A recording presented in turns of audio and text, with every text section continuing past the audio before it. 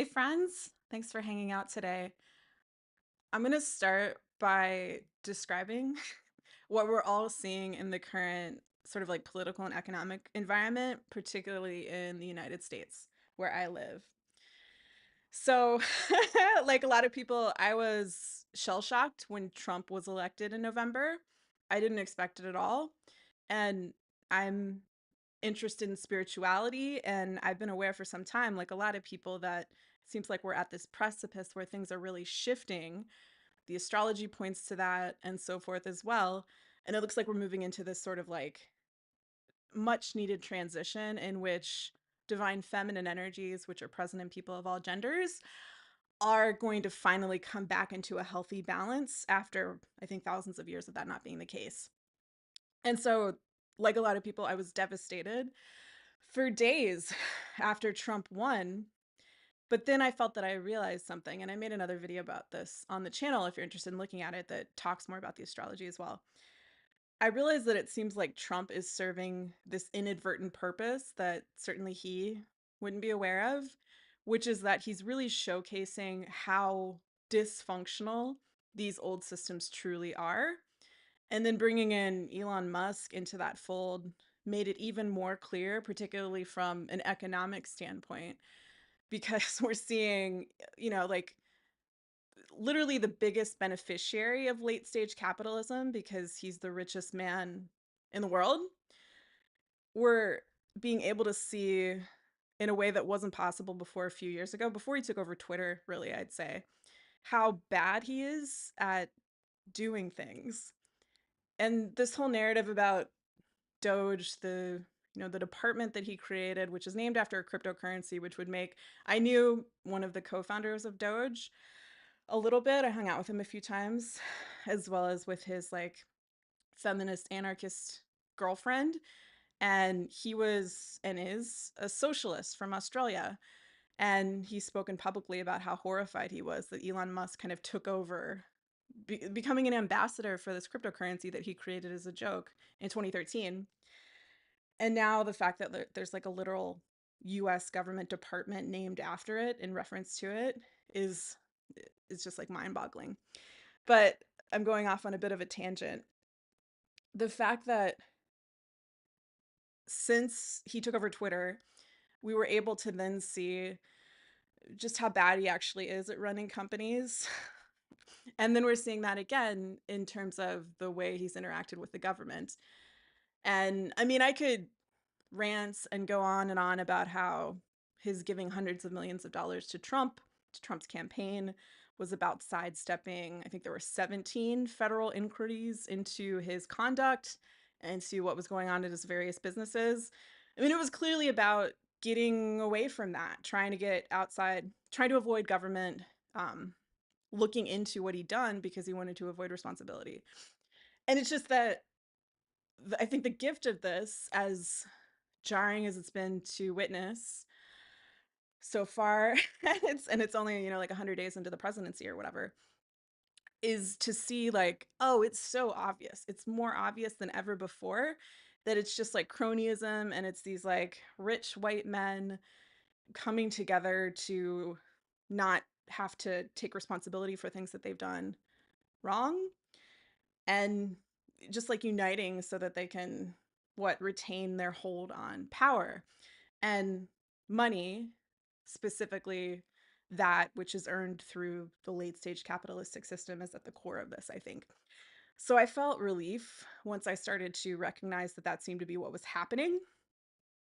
That's what they're doing. They're making this so clearly, obviously apparent that it's dysfunctional in a way that fewer people than ever before can deny, because they're playing this role in bringing about its collapse. That's what I've become convinced of, and it feels right when I tune into it. Relating to that,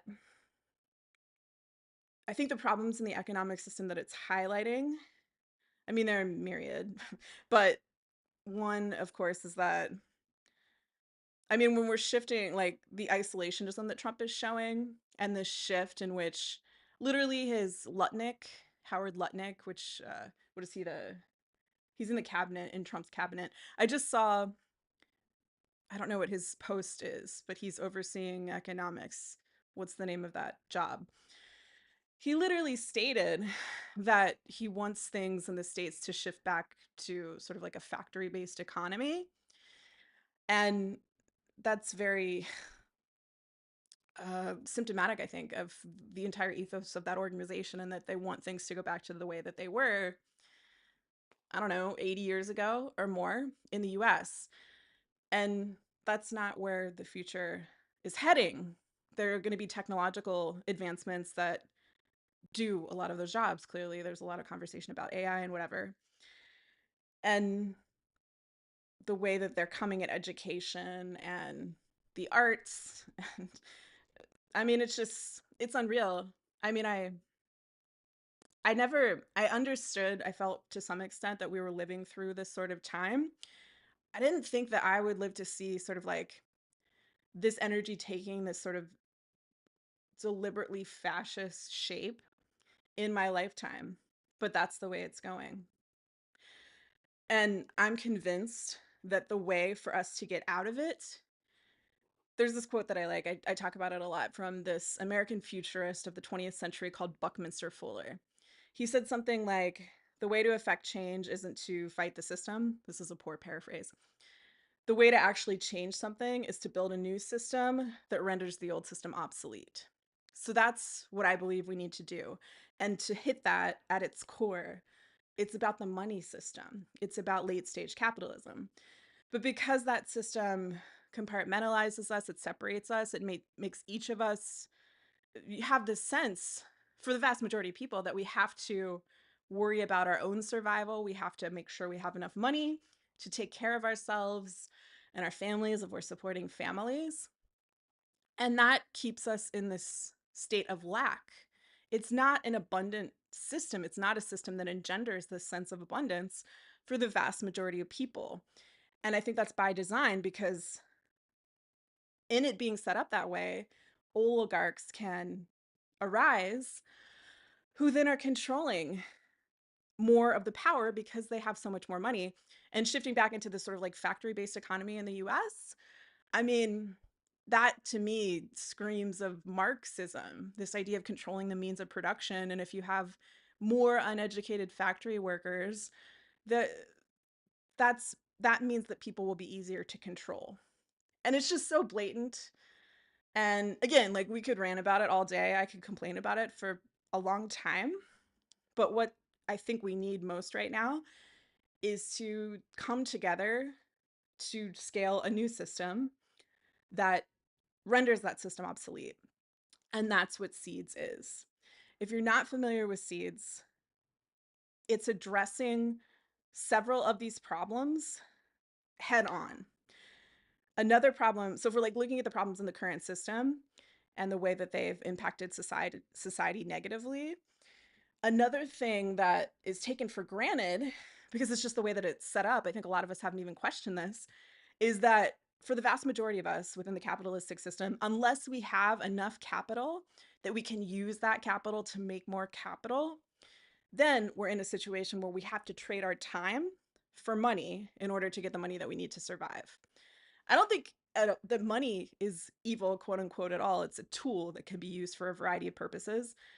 And it's useful as a medium of exchange. Like, we can't go back to a barter system because if you need something that isn't immediately available in trade in your locality, or, like wherever you need to access it at a given moment in time, a barter system can't work. But because we have money as a medium of exchange, that opens up a lot of possibilities that wouldn't have been in place otherwise.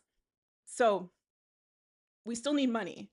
I think money is still a benefit to us, but we need to get away from this setup in which we're kept in lack, first of all. And then secondly, if we don't have capital, if we're not fortunate enough to have generational wealth, which most of us aren't because of the inequities built into that system, then we're going to be trading our time for money. And I don't think I don't see people talking about this. I mean, often the focus is just on getting a good job and whatever. And then that's the end all be all. That's what we go to school to do, right? Like, we're supposed to get educated so that we can later get a good job. so that we can be good capitalists, essentially, right? And that doesn't mean that there aren't jobs that are, of course, worthwhile or that are fulfilling to do. But because we're in this system in which we're supposed to trade our time for money, it keeps us in this sense of it makes it seem like we can't come together to transcend that. I think it keeps us in a state of lack, as I said, many of us, such that it doesn't seem possible to imagine a new way. And we're so tired and so depleted after having to trade our time for money that we just don't have the energy to devote to something else. The other piece of this is that the old system, the old economic system, is designed in such a way that there are these zero sum paradigms that don't make any sense. I've talked about this a bit before. If you've ever heard any of my lives previously or watched any of my videos, excuse me. But I used to be a pro stock trader on Wall Street and also in Chicago. And I remember thinking about how stupid the design of that system was, because it was literally zero sum. And that if I made $1, it meant that somebody else had to lose that dollar, which was entirely manufactured and unnecessary because money isn't real. It's entirely made up. It's issued by centralized governments. There's so much money in this world. The US government alone is printing billions of dollars in new money every year. But because it's controlled and moving around in these strange ways with various gatekeepers and bottlenecks, again, it leaves the vast majority of us in this state of lack. And the other piece of that is that because there are these zero sum paradigms, it fosters this narrative about winners and losers. And it's really the sort of toxic masculine energetic influence and the sort of militaristic influence almost applied to something that should have little to do with those frameworks of thinking for most people. And because it's designed in that way, yeah, of course, there are situations within the old economic system that are mutually beneficial, where somebody's providing a service or making something that they can sell and they can get money for it. And it's beneficial to you to buy, right? And that in some ways is one of the best things, I suppose, about the old system. I remember reading years ago, um, it was something comparing sort of Western ways of thinking about societal change and Eastern ways of thinking. And I remember seeing, I wish I can't cite the study or anything like that, I'm sorry, but it was this idea that in sort of there were Chinese participants in this study, and they would describe societal change in terms of yeah, the old system had these benefits, but the new system has these greater benefits, but there are still flaws in the new system. And I want to kind of ground this conversation in that, because I think Seeds addresses many of these problems in the old system, but it's also not perfect either. Anyway, so yeah, in the old system, we could have these mutually beneficial situations, and that's cool. But at the end of the day, it comes back to the Adam Smith quote, right, about the butcher and the baker. Actually, I'll pull it up. I've talked about this a lot as well, so I apologize if you've heard me say this before, but the thing about Smith is that he lived at the time of the American Revolution. That's one thing about him. So these ideas, which were published in The Wealth of Nations, so he says, it's not from the benevolence, you can see that, right? Yeah. It's not from the benevolence of the butcher, the brewer, or the baker that we expect our dinner, but from their regard to their own self-interest. So even in these mutually beneficial situations in which you're buying something and that's beneficial to you and the money you're paying is beneficial to the person who's selling it, it's still about this idea of self-interest. And that means that there is no space within this economic structure for giving. That's why we have to have nonprofits, because the for-profit sector does not allow for this idea of helping others. It really just doesn't. I mean, we have B Corps now in the States, and that's a little bit better, but it just doesn't make sense, because the way that people actually operate in the world, the way that I see people behaving, on the regular, is that of course they like to give, of course they like to help other people. So we should have an economic system that accommodates that, not one that creates this entirely separate sector, the nonprofit sector, because that's necessary, because Adam Smith 250 years ago wrote this idea down that by definition limits what the for-profit sector is and what it can do. It just doesn't make sense. It doesn't align with actual human behavior. And it also is exclusive to women. It excludes women. Statistically speaking, women are likelier to give, they're likelier to donate to charities. And we have this economic system that does not even acknowledge that. You can get a tax deduction for making those donations, but at the end of the day, that's it, because there isn't a place for that, again, within the late stage capitalistic system. So Seeds addresses that, in that through the seed system, you can help someone in need. I'll go back and show you that page. And when you help someone, you receive Seeds cryptocurrency in thanks at an equal or greater value than the value of your gift at the moment it was made based on the market price. So the idea with this is that, isn't it a better system if instead of creating more people like Elon Musk who don't know what's going on, frankly, he's he's not smart. He can't see things. He's not a visionary. Instead of creating people like that who are making things worse and who are taking and who are motivated by ego and whatever else, if we have a system that is designed to reward the people who are kind, and those are the people who build wealth if and when seeds go up in market value. I mean, the gift is already net neutral because you're receiving at least 100% of its value in seeds and thanks, and it can be more if it's a recurring gift. If it's the giving people who are benefiting, then that's going to mean we're shifting into a world that's a better place. Because if those people have more resources, because that's the other thing, this system, because it doesn't leave a space for giving, often the most generous people among us are under resourced. They're not the richest people in the world, right?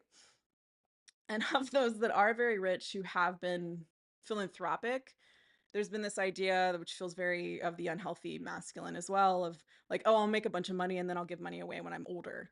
And I can only think of what, like, Gates and Warren Buffett are both philanthropic to some degree. Who else is that's very rich? Vinod Khosla? I mean, what I'm saying is that it's almost like those people are the exception rather than the rule, because it's not baked into that system either. It's like they made their money doing the thing that was zero sum, that was about taking and creating mutually beneficial situations when they could.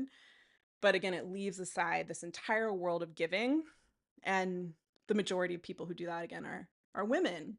And so they're left out of the economic system in this crucial way. So with Seeds, you can build wealth through giving. And we have what we've started referring to as a mutual aid pool. It's a decentralized marketplace where you can store your seeds and make additional funds off of them through what's called LPing, becoming a liquidity provider. So it's like this alternative where we don't have to participate in that old economic system in the same way, because we can do it in this decentralized manner that is centered on giving and on helping people, empowering people to build wealth through giving. That's not something that's possible by design within the old economic system. And we can do this now. Seeds has been operational for years. You could go to the Seeds site now. The link is in the description. And you can make a gift and receive Seeds cryptocurrency and thanks and participate in this, be a part of it. And if and when Seeds go up in value, you can see that reward, that financial reward, because you did this as well. And I mean, Seeds are down in the market right now, as a lot of cryptocurrencies have been since Trump tanked the markets with his tariffs. But Seeds are also, if we're looking at a longer term timeline, a longer time horizon, they're up about 100x beyond what they were in March of 2020, which was at the beginning of the last cryptocurrency market cycle. So, I mean, past performance doesn't guarantee future results, blah, etc. And it's really important that Seeds isn't attracting the kinds of people who are just looking to make a lot of money. I mean, that's what the old economic system is for. You can go and participate in that. Every other cryptocurrency I'm aware of is about that, right? But Seeds is about something else. And it's really for the people who understand that the old system isn't working and want to create a better way and be a part of an active participant in scaling that better way. One other element of what's dysfunctional in the old system that Seeds addresses is this idea of you needing capital to make more capital. Touching on again what I was saying about like how we're forced to trade our time for money in the old system. The vast majority of us need to have jobs that often pay hourly wages or even yearly salaries. I mean, in those instances, we're literally trading our time, which is finite, for money, which is made up and infinite. It's everywhere. So, in order to address that problem and that sort of like the foundational problem beyond that, which is that this idea of you need capital in order to make more capital. And if you don't have that, that's when you're in a position in which you have to trade your time for money. Seeds allows you to redeem a single unit of the currency, so one seed, to ask for whatever dollar amount you need. The largest gift that we've given to date from somebody that redeemed a single seed, again, and seeds on the market they're trading at less than 1 cent US dollars right now. And to be clear, it will never be too expensive to make a request for help through Seeds that someone in the developing world who lives on $2 a day wouldn't be able to do it. It will always be affordable to do that for them and therefore for all of us. So you can redeem a single seed and ask for whatever you need. And like I started to say, the largest gift that Seeds has given to date was for $162,000 and change after Russia attacked Ukraine. Those funds went to frontline workers who were taking care of the medical needs of people who'd been hurt because of those attacks. So as Seeds grows over time and this idea expands and sort of like that application expands, the dream is that, like, why not redeem a seed to get the money that you need to live for a year so that you can quit the job that you hate and start working on the project that you know in your heart that you've been called to do. But you haven't been able to do it because the design of the old system made that so difficult and left you so depleted and exhausted. What if you could redeem a seed to buy your dream home? And Seeds has given funds in the past to help an Army veteran in the US. She was a military veteran, I should say. I'm not sure that she was in the Army, might have been Air Force. But she wanted to buy a new, to her, mobile home, an actually used mobile home, because the one that she'd been living in was falling apart. And so Seeds gave her $10,000 so that she could afford to do that. So we've already moved into that sector too, the world of housing. And that's another piece of the dysfunction in the old system that I hadn't touched on yet. I mean, it's crazy that we have to pay a subscription to live inside a house. Rent is insane. I think that people in the future who look back at this time and imagine how difficult it was to live at this time, I think one of the things that will seem most ridiculous to them will be this idea of rent. And especially when there are corporate landlords who have control of the housing of individual people. It's a really scary thing. And I've had corporate landlords in the past, and they don't give a fuck about the people that they make their money off of. And it's scary. So I think that's something that needs to change as well. I resent to some extent that Seeds has to fill that gap. Like, I don't like when Seeds has helped people pay their rent in the past. We've helped many people who are either at risk of homelessness or already unhoused. And rent is such a big part of that. And I think that should just be abolished. So, on a sort of larger level, this idea that someone can redeem a seed to get the housing that they need so that they don't have to pay rent it addresses that problem. And it's something that we've already been practically able to do. but we need more people to be participating in the system. We need more people giving. We need more like-minded people to know about the system. I've kept it going for a long time. I'm the founder, and I'll keep it going forever until until I drop dead slash the world finally changes enough that it can catch fire in the way that I've always been sure that it would. Until that happens, like, you're invited to make a gift to help someone in need through seeds if you want to. The link is in the description, like I said earlier. I think I said that earlier. And you'll receive seeds cryptocurrency and thanks. But then the other thing that we offer, and this is the reason that I'm going live right now, is that as we're waiting for sort of like humanity to change enough that it can really embrace and get behind the seeds ecosystem. And it really feels to me like I'm just kind of waiting for that to happen. I mean, there are certainly improvements that seeds needs to make in the meantime, and we're doing our best. But it just feels like something needs to change in the energies outside of what seeds is doing and what I've personally been doing as the founder of seeds. So I think that's just the reality right now. And we're practical. We have this sense of like needing to exist and survive within the context of the current moment while building and scaling this thing that is going to grow and help us transition through what I believe is this imminent collapse of late stage capitalism and beyond. So, in order to do that, to sustain the seeds ecosystem so that 100% of the gifts that come through our ecosystem can go to people in need, for 6 years now, since 2019, I've taught a course. It's now called How to Build Abundance in Cryptocurrency. You can see that, right? Yeah. The course is effectively free, but you get seeds when you sign up. So you pay a fee to join the course, and then you receive that value in seeds, which makes the course free. So in that way, if seeds go up in market value, you could be in profit out the gate simply because you join the course, even if you do nothing else. And like I said, the project, uh, the course rather, sustains the seeds project so that we can be operational and keep working to serve people in need until we've reached a point at which the mutual aid pool, the seeds market itself, is robust enough people know about it, and enough people are participating in it that can sustain the project by itself. But even that said, like, I like teaching the course, so I might keep doing it for a longer period of time. But as of 2021, I made a commitment to teach it live once per year.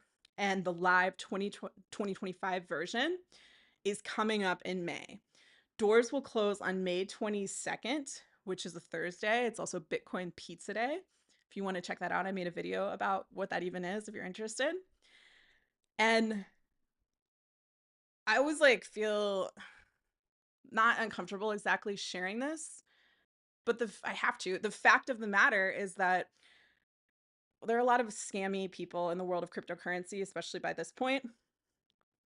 Of everything that's out there in the cryptocurrency sector broadly, because the course focuses on learning how to utilize what is in the cryptocurrency sector right now in order to benefit so that you're benefiting instead of more crypto bros or whatever. So we talk about trading on the centralized markets. I had the Bitcoin price pulled up here. Bitcoin is very near its all-time highs as I'm recording this. So we'll probably, now that Trump isn't messing with tariffs in the same way, I think it's very likely that we'll see this break all-time highs quite soon. I'm actually timing the offering of this course at this time because I think that may happen before doors to the course close. In the next, it's like 19 days away that doors will close as I'm recording this. So what I'm trying to say is that I share sort of these like more general applications, these more general trading tips. I shouldn't say that they're general exactly. They're just not seed specific. They're about how to navigate trading Bitcoin and other big cryptocurrencies that are now well known on the centralized markets, as well as how to use decentralized tools to benefit in ways that you can't on the centralized markets, and what that even means at all, what centralization and decentralization even is. I talk about the history of cryptocurrency. I bring in my experience as a career profitable Wall Street trader stock trader. And I mean, I was able to be profitable even though I started trading in, it was April of 2008. So it's like right as the markets were crashing, I still found a way to make money within that environment. And so I can share that knowledge. And I don't know anyone else in the cryptocurrency sector at all who has the sort of collection of experiences that I have.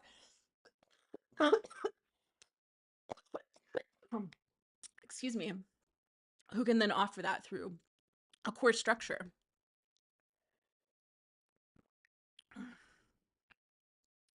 The other thing that I can offer is foresight. I was able to recognize that Bitcoin looked really interesting and like it could be potentially very valuable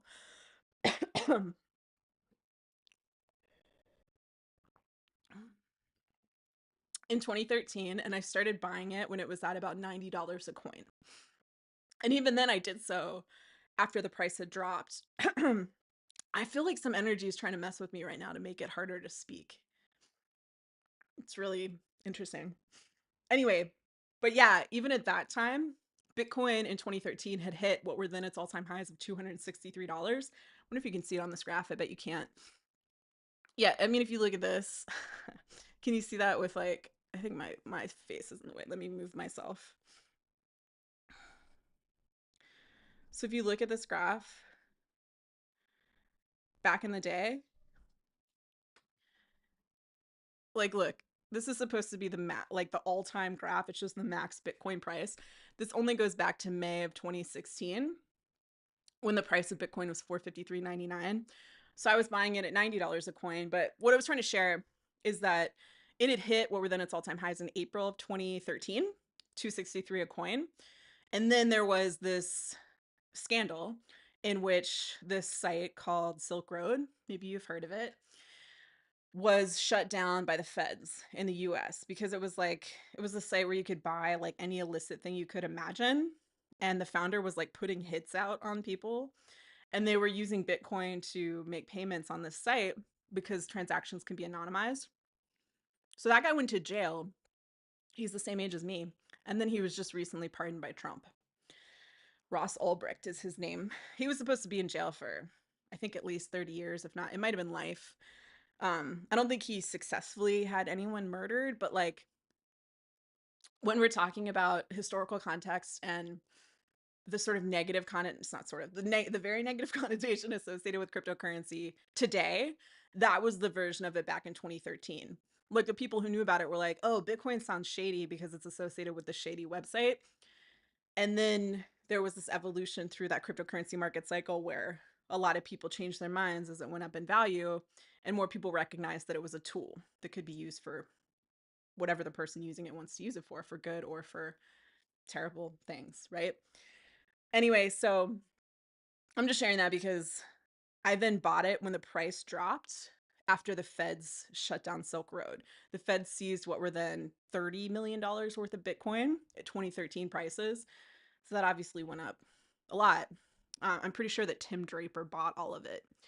Um, he's like this investor in California. Actually, his dad invested in seeds. He's a very different person than his son, though.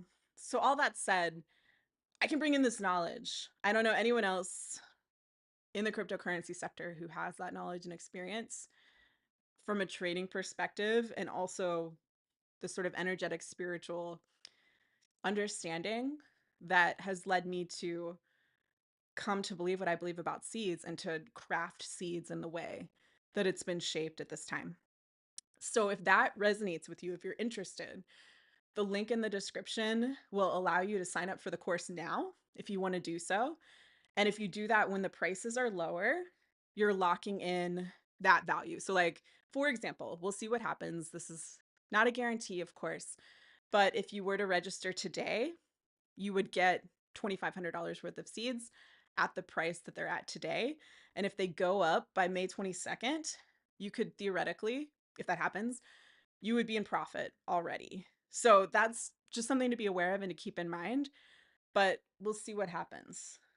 Again, I can't guarantee those things, and you wouldn't want me to anyway. You don't want anybody interfering with prices in a way that isn't above board, right? But I just want to make sure that that's clear, that the moment that you're joining the course is the value at which you're locking in the seeds that you'll receive, and therefore the amount of seeds that you'll receive. If you'd like to help someone in need through seeds, you can do that at the link in the description too. And if you're just interested in the course, but you're not sure yet, there's also just like a notification list, a wait list that you can click on in the description to add your name and email to that. And then we'll let you know like when doors are closing if you'd like that option too. We also have a Discord that you're welcome to join if you want to hang out there. And in closing, I just want to reiterate, I touched on this a little bit at the beginning, but I think we're at this sort of very important spiritual juncture in terms of humanity's growth. And it's kind of this weird thing because I don't know if anyone else is talking about this. There's no one else out there that I'm aware of who is kind of positioned at this intersection between economics and cryptocurrency specifically, and somebody who's thinking about the spiritual shifts that we're going through, someone who's thinking a lot about feminine energy and feminism as well. In part because there are almost no women in the cryptocurrency sector at all. And if they are in that sector, they tend to be like super pick me energy, you know? So there's nobody like me that I've been able to find. And that's okay. But it also means that I can offer something that's unique. It's also meant that it's more difficult to describe all of this because there isn't sort of like a shorthand to share it. And what's happened in the past, I'll say this as well, like we've had people join the course. As I said, I've been teaching it since 2019, a version of it. When the markets have gone up a lot, then we would get a lot of interest in the course. And that's sort of tragic for two reasons. The first is that that's kind of how it goes. Like people want to get on the bandwagon once they see that it's going. But the time that it's going to be most beneficial for you to get involved is when it's down, right? So it's not going gangbusters right now, although Bitcoin is very close to its all-time highs. So when you can get in when it's lower, that's probably going to benefit you longer term if you believe that there's a likelihood that the thing you're getting involved in is going to go up. And of course, you got to make that determination for yourself. For me, I'm wholly convinced that cryptocurrency is going to go up a whole lot more in our lifetimes, like hands down, and in the very near future, I would expect. Like we'll see what happens over the course of the next year. In addition to that, with the shift that's going on spiritually, I'm convinced that seeds is very aligned with where the energies are changing too, because it is Aquarian. With the astrology has shown that, we've come out of this Pluto and Capricorn era. Trump was elected just before Pluto went out of Capricorn. And Pluto is about destroying everything that's dysfunctional in a particular sign. And Capricorn is about top-down energies. It's about money. It's patriarchal in its unhealthy expressions. So that it really underlines that that's Trump's purpose, I think.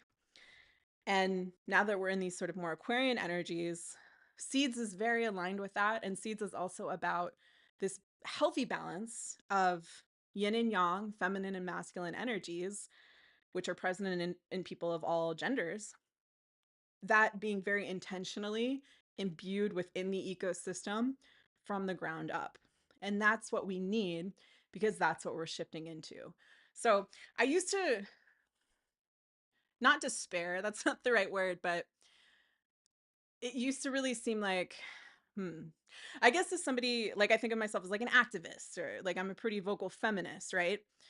And it seems like we have to resist these systems, right? That's sort of like the way that any kind of social justice has tended to work. We would protest and whatever. But coming back to that Buckminster Fuller quote that I mentioned earlier, this idea of like just building a new system that makes the old system obsolete, that's where I've come to understand that it's a better place, a more effective place for me to channel my energies because resistance is a form of perpetuation. What we resist persists, right? And I've come to think that the old system is just going to take care of its collapse on its own. And so, all the more reason to focus on nurturing and scaling seeds and connecting with as many like-minded people as possible who also resonate with seeds. So that's what I'm trying to do. And it's been a really weird moment for years now, because I've definitely had moments where I've just questioned like I don't think society is really ready for this yet. And I can keep it going until it is ready. But yeah, I guess I did touch on this earlier. It has felt like something needs to shift in the energies outside of me and outside of seeds in order to give it that boon. And a version of that happened with the last cryptocurrency market surge in 2020, 2021. And it was interesting because like I've been keeping seeds alive for a long time. I gone broke many times just keeping it going. And back at that time, I was at risk of being evicted from my studio apartment.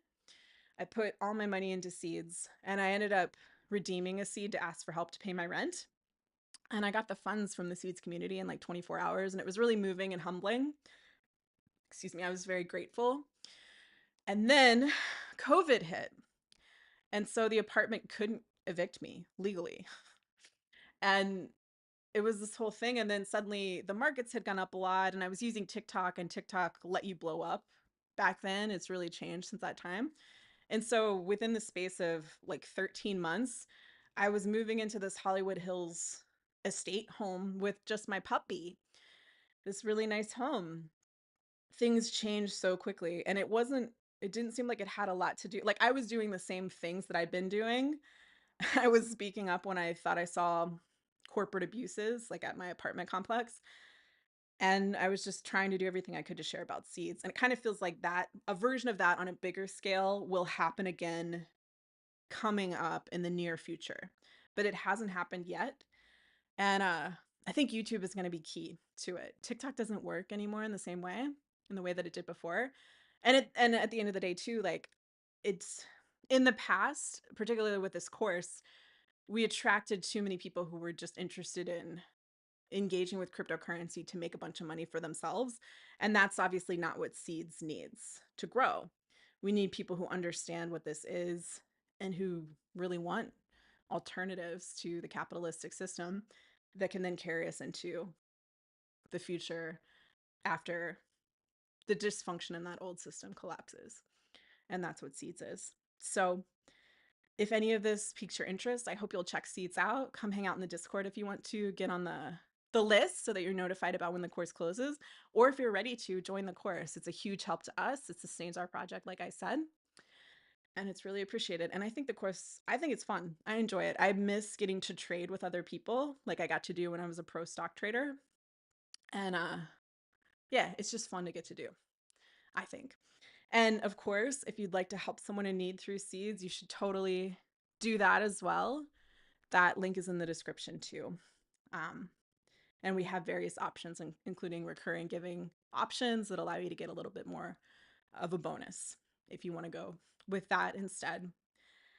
So that's all I have to share today. I guess I'll leave you with this last thought, which is that because we have this compartmentalization, this stupid nonprofit for profit binary, another challenge that Seeds has run into is that like people don't know how to classify it because they're used to thinking of things either in terms of like, this is going to make me profit, this investment will make me profit, or this gift is going to charity, right? And so my hope is that we can connect with people who understand like they want to support helping others, and then they see this potentially great benefit in that because they were kind, because they helped others, they could see potentially huge profits. And I mean, like I said, Seeds are up 100x above what they were 5 years ago. So the people that had some at that time, at that price, saw huge increases. And while that's never guaranteed because we don't know what the markets are going to do, I mean, I've already shared that I think that there's this great likelihood that cryptocurrency is going to go up a lot. And more people are going to realize that we need a new system. And a lot of people realize that anyway. A lot of people are frustrated and even despondent, I think, about the flaws in the late stage capitalistic economic system, but they just don't know that an alternative exists. They don't know that Seeds exist. And so we have to tell them, you know, we have to let them know. So that's all I have for today. Thank you so much for your time and attention. I'm going to be doing several lives like these up until the closing day of the course, May 22nd, Thursday, May 22nd. And I'm kind of figuring out what they're going to be each time. Um, I'm trying to use YouTube as the sort of main way to share that they're even happening. Like in the past, I would use like our email lists and stuff, but the email list doesn't have, it has too many people on it who are just trying to make money in cryptocurrency, I think. And so it's been part of this sort of evolution that I've had in the last several months in which I'm understanding like I need to be connecting with people who really squarely align with this vision. That's what Seeds needs to thrive. So if that's you, I really hope you'll hang out and yeah, come hang out again on another live if you want to do that. I'll be doing a few next week and I would really love to see you in the course. All right. Thank you so much for your time and attention again, and I'll catch you later. Bye.